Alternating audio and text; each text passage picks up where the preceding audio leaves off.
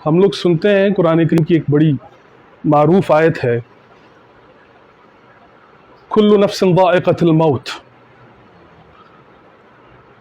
اور زیادہ تر ہمارے ہاں جب کوئی فوتگی ہو جاتی ہے یا کوئی اپنا رشتہ دار یا کوئی اس دنیا سے چلا جاتا ہے تو ہم اس آیت کو کثرت سے یاد کرتے ہیں، یا اکثر قبرستان اگر آپ جائیں تو وہاں لکھا ہوتا ہے، بہت سی جنازہ گاہ ہیں وہاں یہ عبارت لکھی ہوتی ہے، اور نیچے اس کا ترجمہ ہوتا ہے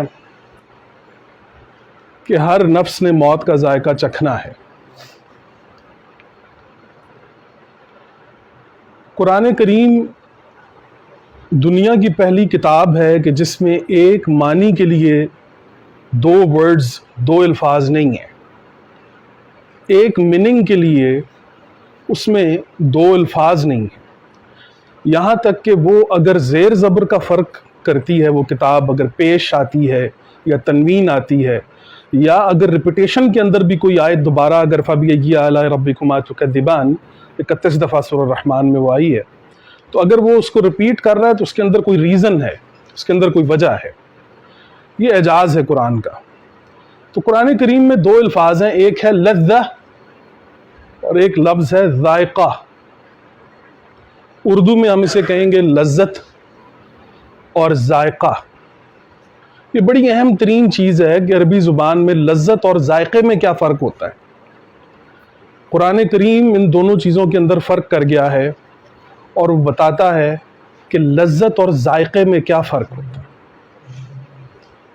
انگور ہے، فطرت نے اسے پالا ہے، اب فطرت ہی اس کو انجیکٹ کر رہی ہے، اس کے اندر جو گلوکوز ہے، جو مٹھاس ہے، وہ فطرت متعین کرتی ہے، اس میں انسان کا کوئی عمل یا اس کی کوئی دخل اندازی نہیں ہوتی، تو وہ فطرت نے ایک پیمانہ رکھا ہے اس انگور کے اندر، وہ اس پیمانے سے نہ بڑھتی ہے نہ گھٹتی ہے، تو جب آپ وہ انگور کھاتے ہیں تو وہ لذیذ ہوتا ہے، اس کی لذت ہوتی ہے، لیکن اسی انگور کے اندر انسانی عمل کی جب مداخلت ہوتی ہے اور انسان اس انگور کو بڑی خاص جگہ پر کچھ چیزیں ملا کر اسے زمین میں دبا دے یا کسی جگہ پہ رکھے تو پھر وہ انگور شراب بن جاتی ہے۔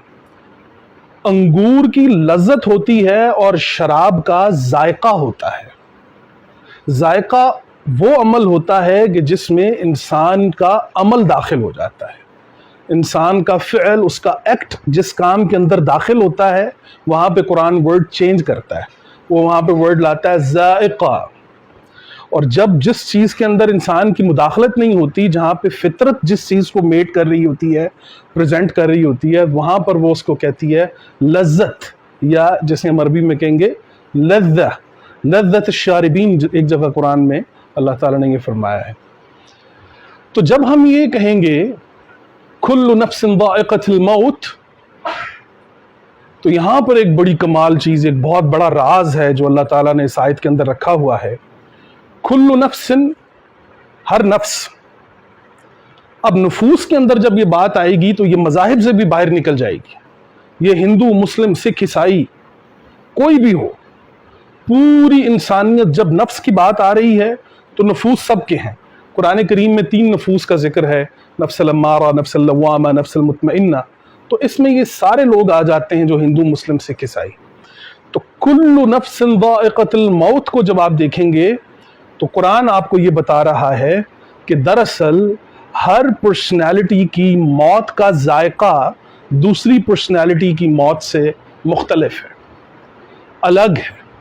میرے مرنے کا جو ذائقہ ہے یا جو میری پرسنالٹی ہے وہ الگ ہے، آپ لوگوں کی الگ ہے، ہر انسان کی شخصیت دوسرے انسان کی شخصیت سے مختلف ہے۔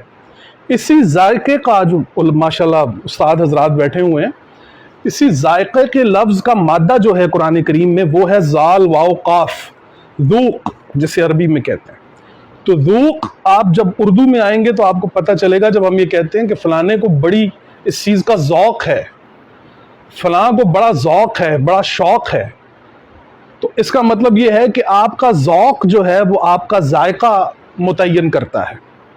تو اللہ تعالیٰ نے جب قرآن کے اندر یہ کہا کہ کل نفس ذائقۃ الموت، تو دراصل آپ کے موت کا پیمانہ جو ہے وہ آپ کے ذائقے متعین کریں گے کہ آپ نے کن چیزوں کو اپنایا اپنی اس دنیا میں، اپنے افعال میں، اپنے اعمال میں، اپنی باتوں میں، اپنی لذتوں میں، آپ نے کن کن چیزوں کو اپنایا۔